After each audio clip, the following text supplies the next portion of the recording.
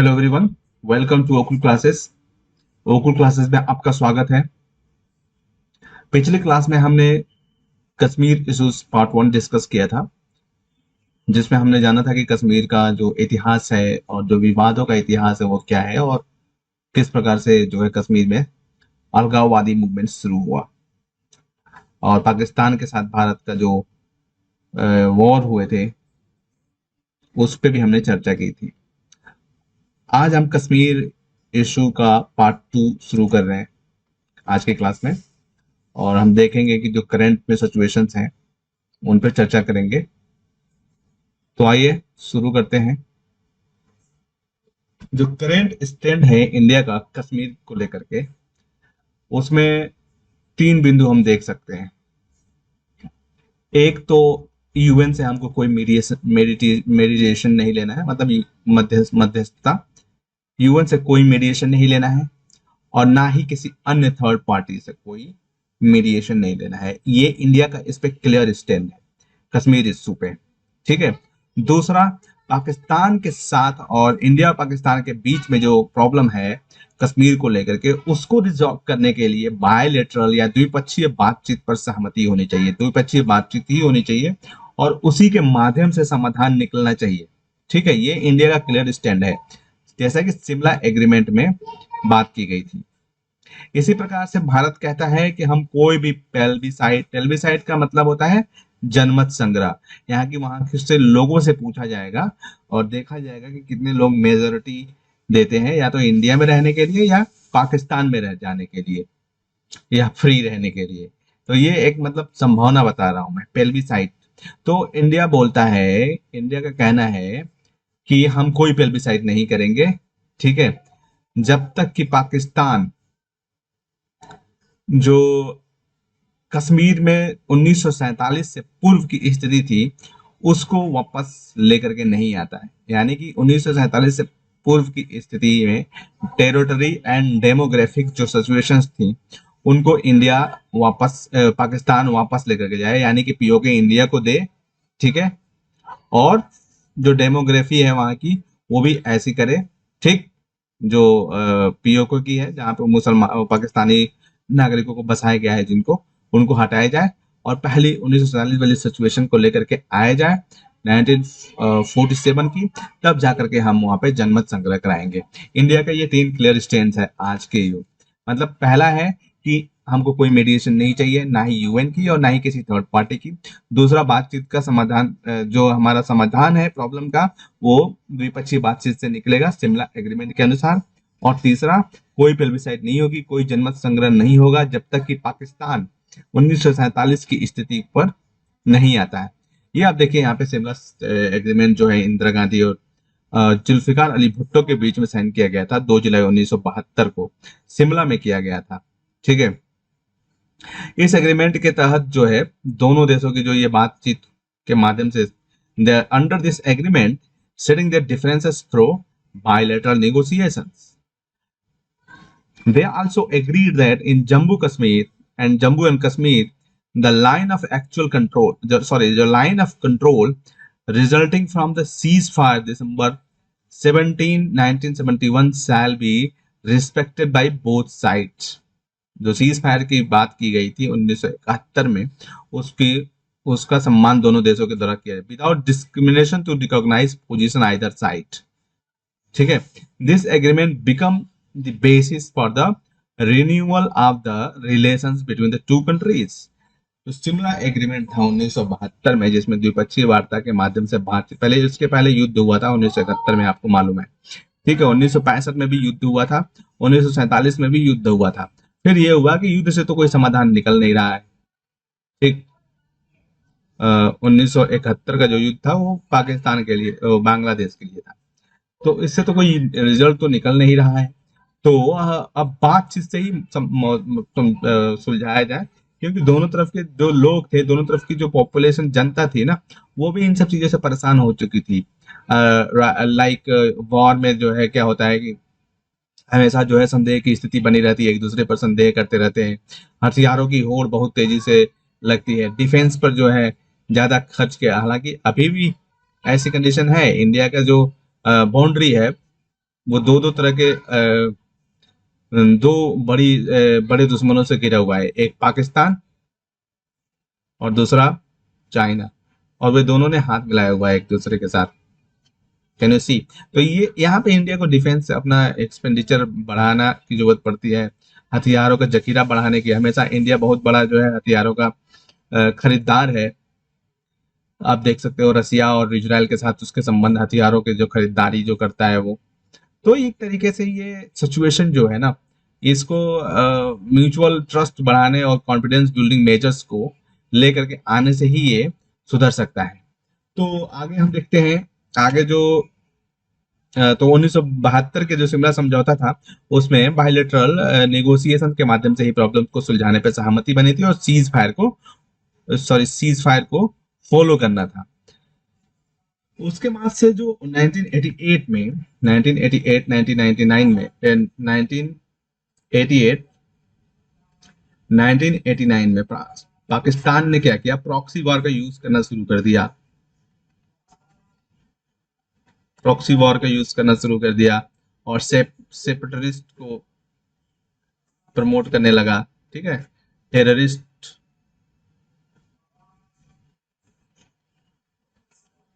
Separatist क्या मांगते हैं, अलगाववादी। अभी हम देखेंगे अलगाव, आपने देखा होगा, न्यूज में सुनते होंगे। ठीक है, तो सेपरेटिस्ट और टेररिस्ट यानी स्टेट स्पॉन्सर्ड टेररिस्ट, जो पाकिस्तान बैक टेररिस्ट आईएसआई और जो और आतंकवादी लश्कर ए तैयबा जैसे मोहम्मद, ये जो आतंकवादी संगठन है वो यहाँ पे सक्रिय होने लगे थे। तो जो सेपरेटिस्ट यहाँ पे कुछ पार्टियां हैं, जैसे कि parties Hurriyat conference, Jammu Kashmir liberation front, Harkat ul जिहाद अल इस्लामी, लश्कर ए तैयबा, जैसे मोहम्मद, हिजबुल मुजाहिदीन, हरकत उल मुजाहिदीन एंड अल बदर। ये कुछ सेपरेटिस्ट हैं जो कश्मीर की अस्थिरता, अशांति के कारक भी हैं। ठीक है, ये कश्मीर के लोगों को बहुत भड़काते हैं।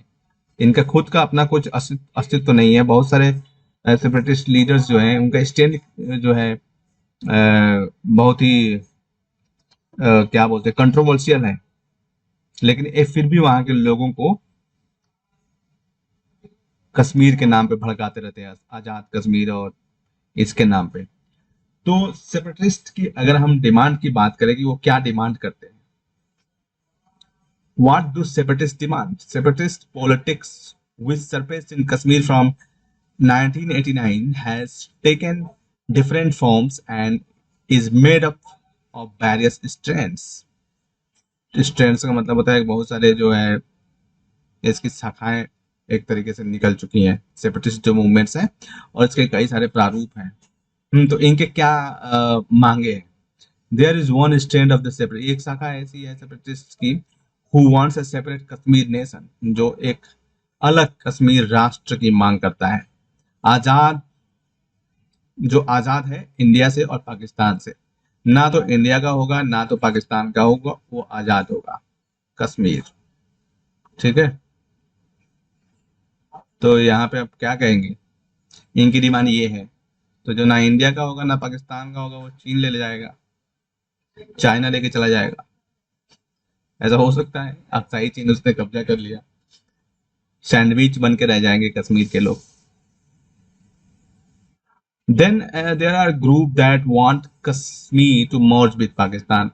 ऐसे भी ग्रुप है जो पाकिस्तान के साथ मर्ज होने की बात करते हैं। सेपरेटिस्ट डिमांड्स, वो बस रिलीजियस फैक्टर है वहां पे लोगों को भड़का करके, लेकिन पाकिस्तान के साथ जाने में कश्मीर की दिक्कत है, समस्या है। पाकिस्तान पूरा कश्मीर चाइना को दे सकता है, और उसका यूज क्या करेगा कश्मीर का?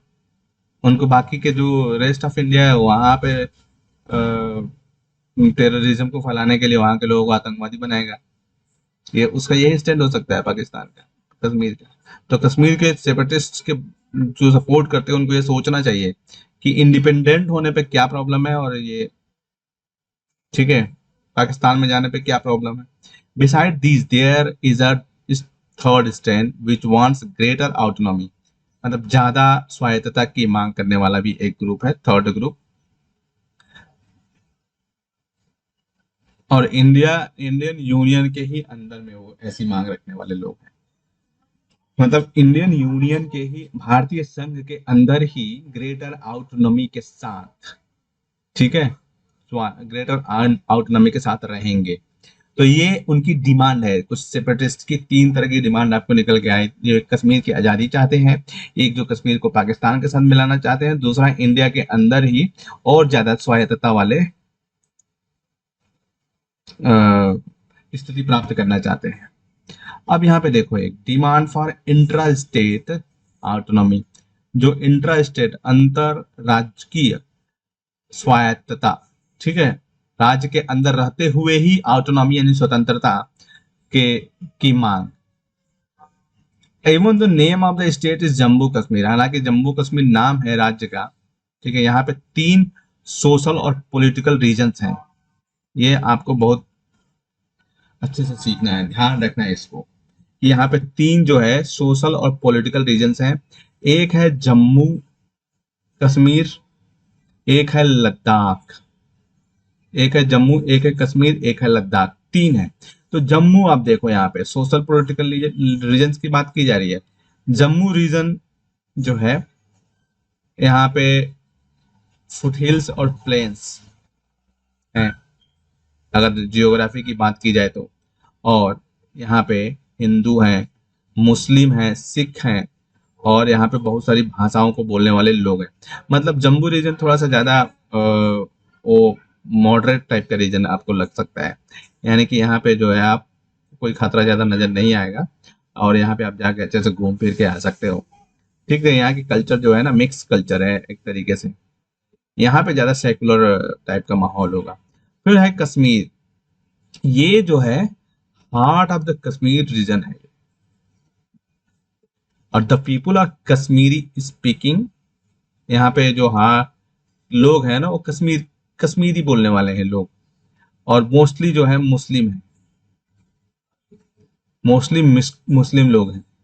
और there is a small Kashmiri speaking Hindu majority also, Kashmiri बोलने वाले, जैसा कि आप जानते हो कि वहाँ के मतलब जो कश्मीरी पंडितों की समस्या आपने पढ़ी होगी, उनको जो है वहां से हटा दिया गया था सेपरेटिस्ट के द्वारा। तो कश्मीर जो वैली है ना, समस्या वहां पे ज्यादा है। कश्मीर वैली, जो ब्यूटीफुल वैली आप देखते हो वहां पे, बारामूला है, अनंतनाग है, अनंतनाग, बारामूला, इन सबको वैली ऑफ कश्मीर बोलते हैं। और यहाँ पे जो है कश्मीरी स्पीकिंग लोग रहते हैं, और कश्मीर के जो वो रियल कल्चर है ना कश्मीर का, वो यहीं पे आपको देखने को मिलेगा। जो कश्मीरी लोग होते हैं मोस्टली मुस्लिम्स हैं, एक तरीके से हार्ट ऑफ कश्मीर है। फिर है लद्दाख, लद्दाख रीजन जो है माउंटेन्स हैं, पहाड़ हैं, और बहुत कम यहाँ पे जनसंख्या है, और जो जनसंख्या है वो बुद्धिस्ट और मुस्लिम इसमें डिवाइड की गई है, बुद्धिस्ट और मुस्लिम्स में डिवाइड की गई है।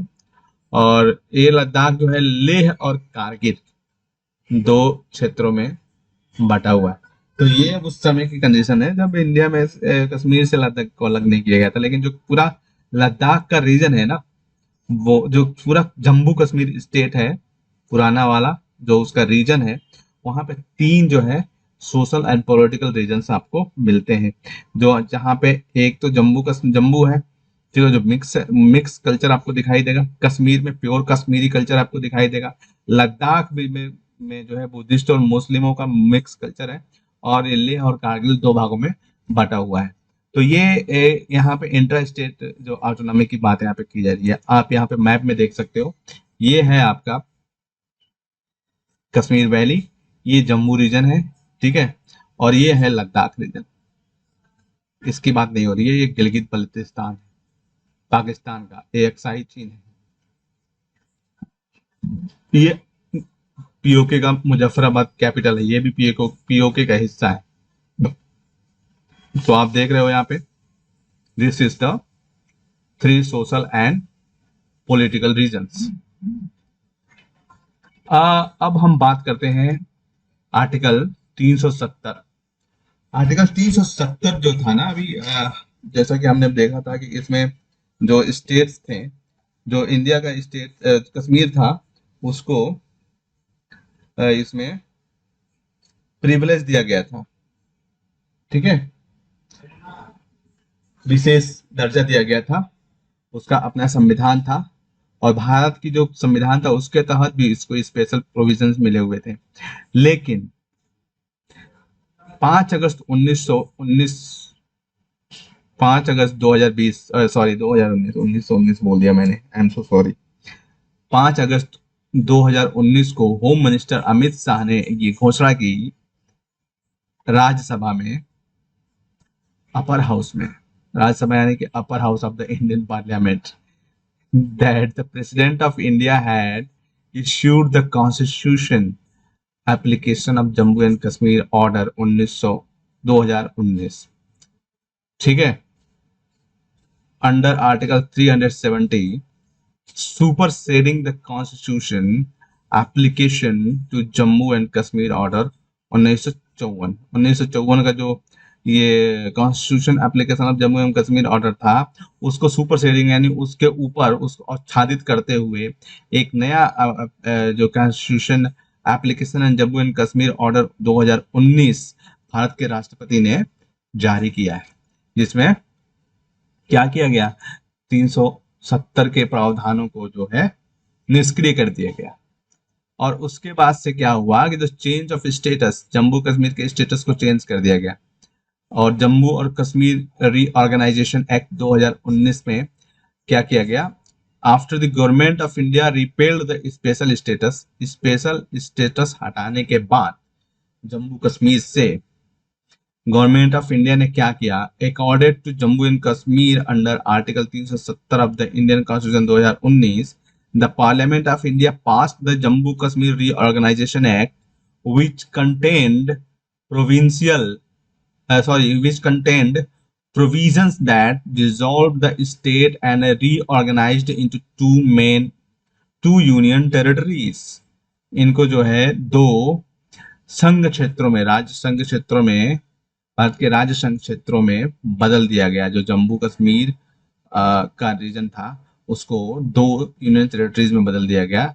एक union territory Jammu and Kashmir है और दूसरा लद्दाख।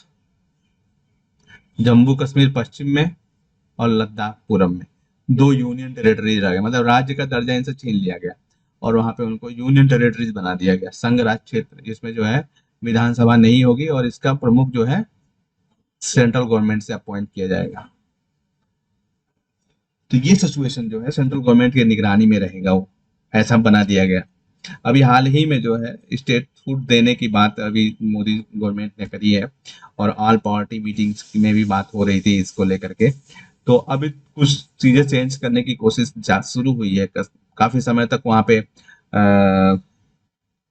कर्फ्यू जैसी सिचुएशन थी और स्थिति काफी आउट ऑफ कंट्रोल होने का डर था, तो बहुत समय तक इंटरनेट सेवाएं बाधित कर दी गई थी और उन लोगों को एक तरीके से कट कर दिया गया था, कश्मीर के लोगों को। और स्थिति अब थोड़ी बहुत मतलब बदलाव शुरू हो रहा है, वहां के जो पॉलिटिकल लीडर्स हैं वो भी अब आगे आ रहे हैं। The two union territories came into existence on 31st October 2019, which was celebrated as National Unity Day। अब इसको 31 अक्टूबर को जो है नेशनल यूनिटी डे के रूप में सेलिब्रेट किया जाएगा। The Union Territory of Jammu Kashmir was proposed to have a legislature under the bill, whereas the Union Territory of the Ladakh proposed to have not have one। यानी इसके अंदर एक legislature रहेगा, ठीक है, जम्मू कश्मीर के अंदर, लेकिन यहाँ पे लद्दाख रीजन में नहीं रहेगा। अब ये देखो आप,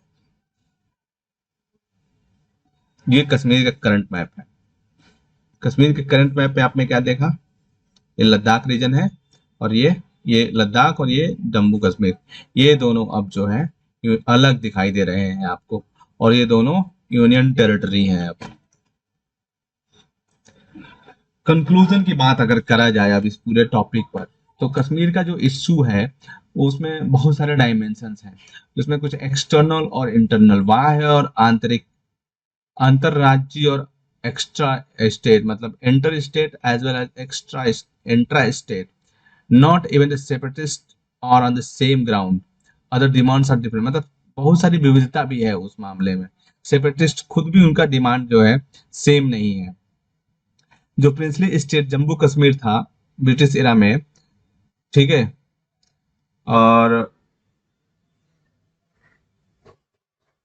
अब जो है इंडिया के साथ वो एंटायरली पूरी तरीके से इंडिया के साथ नहीं है। Pakistan and China too now occupied a significant portion of the territories and ours. जो प्रिंसली स्टेट बनाया गया था उस समय पे पीओके भी था इंडिया में, पीओके, और अक्साई चीन भी था, अक्साई चाइना भी था, लेकिन अब ये दोनों नहीं है। मतलब कश्मीर जैसा ब्रिटिश इंडिया में था, इंडिया के प्रिंसली स्टेट था, अब वो ऐसा नहीं है, परिस्थिति बदल गई है, ठीक है।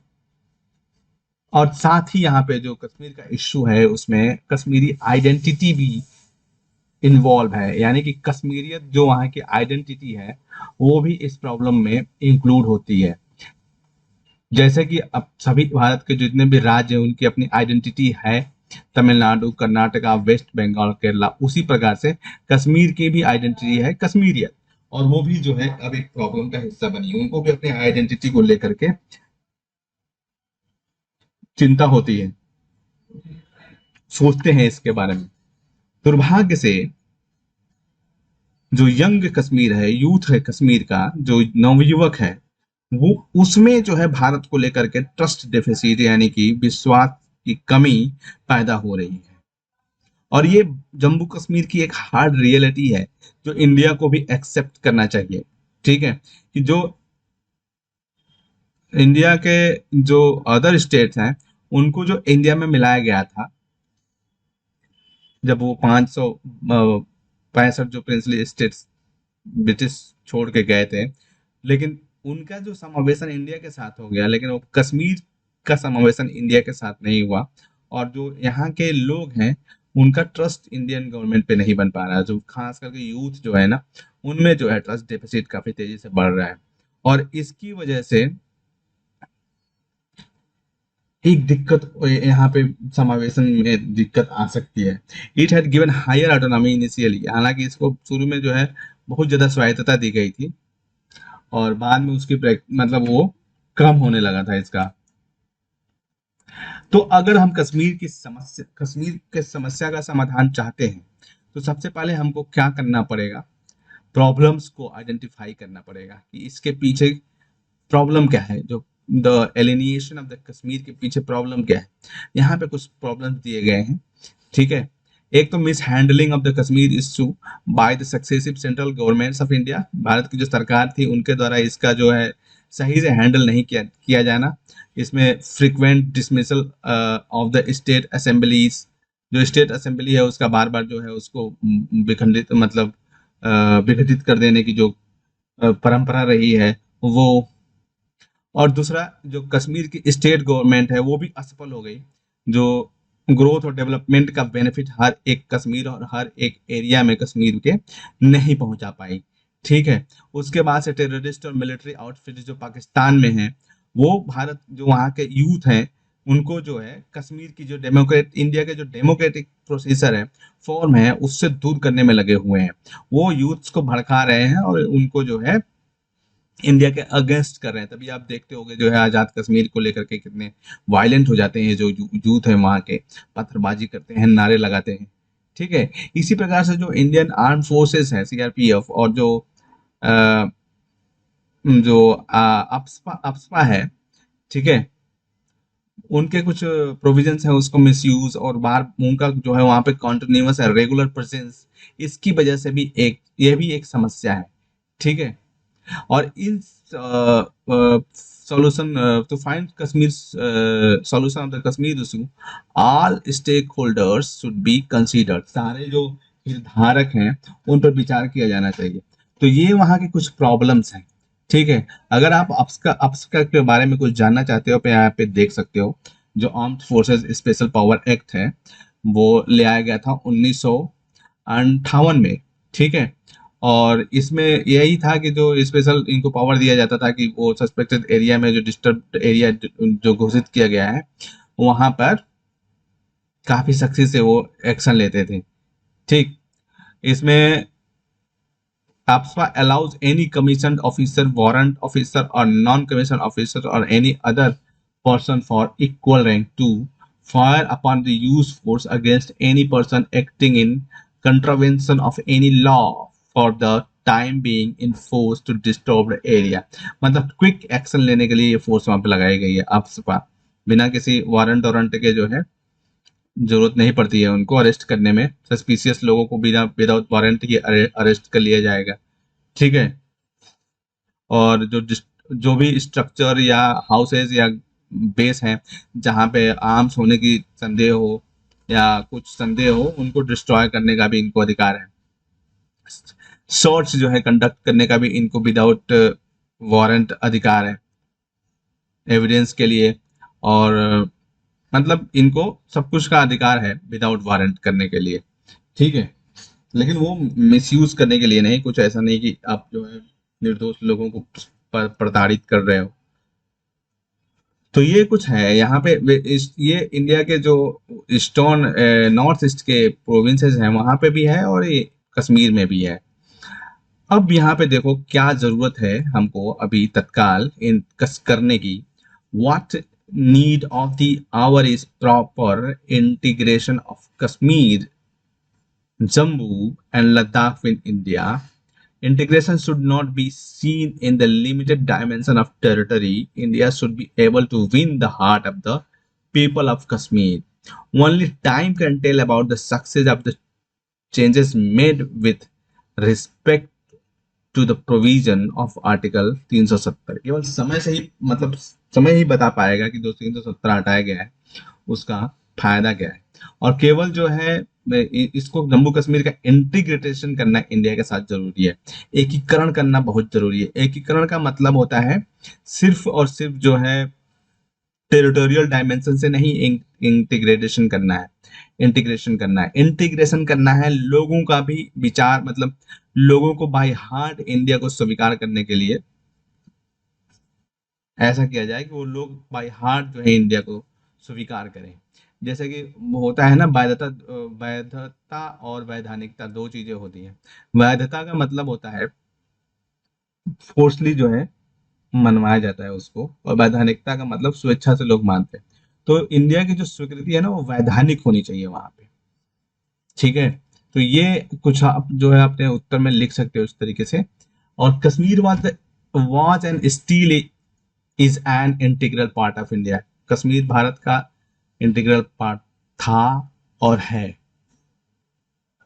It has a plural and secular culture. यहाँ पे एक बहुलतावादी और धर्मनिरपेक्ष संस्कृति है, just like rest of India, जो भारत के अन्य रीजन्स हैं उसी के जैसे। और इसके लिए urgent steps should be taken to breach the gap of the trust deficit. जो विश्वास बहाली की समस्या पैदा हो रही है उसको समाप्त करने के लिए कुछ अर्जेंट स्टेप्स लेने बहुत जरूरी है, ठीक है। और इससे क्या होगा कि जो यूथ है कश्मीर का, उनके दिमाग को, माइंड को बदला जा सकता है।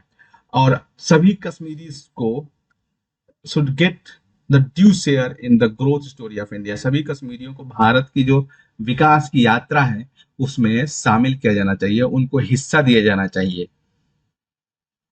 Like all other states in India, जैसे कि सारे और स्टेट्स को दिया जाता है। There should be adequate political autonomy in Jammu Kashmir. और जो है जम्मू कश्मीर में पर्याप्त जो है राजनीतिक स्वायत्तता होनी चाहिए। ये नहीं कि सेंट्रल गवर्नमेंट की इफेक्ट से जो वहाँ पे चीजें बदल रही हैं, उनके असेंबलीज को भंग कर दिया जा रहा है। This kind of activities should not be practices there. तो ये हमने देखा कश्मीर का इशू और उसका समाधान। मुझे लगता है कि इतना ही हमको जानने की जरूरत थी। मैंने बहुत ब्रॉडली इसको बताने की कोशिश नहीं की है, क्योंकि एग्जाम के पॉइंट ऑफ व्यू से इतना समझना ठीक है और इतना समझ करके हम आंसर अपना लिख सकते हैं। तो आज की क्लास में बस इतना ही। अगली क्लास में हम पढ़ेंगे इंडस वाटर ट्रीटी, ठीक है, जो काफी इंपॉर्टेंट है आपके एग्जाम के लिए। तो अगर आपने अभी तक हमारे चैनल को सब्सक्राइब नहीं किया है तो जल्दी से कर लीजिए और साथ में बेल आइकन को प्रेस कर लीजिए ताकि आपको हमारे आगे आने वाले वीडियोस के नोटिफिकेशन समय समय में मिलते रहे।